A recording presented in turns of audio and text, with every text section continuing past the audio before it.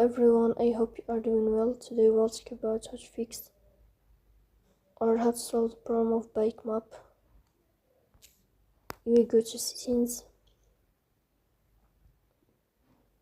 Here you will click on apps, default apps, app settings. On above here you will search about BikeMap and you will click. Here in this page of app info, you will go to first stop and you will click OK. Here you will enter to storage. Then you will click on clear cache.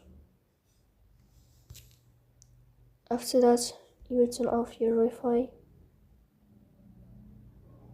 and you will turn on your Wi-Fi again to fix that problem. So please don't forget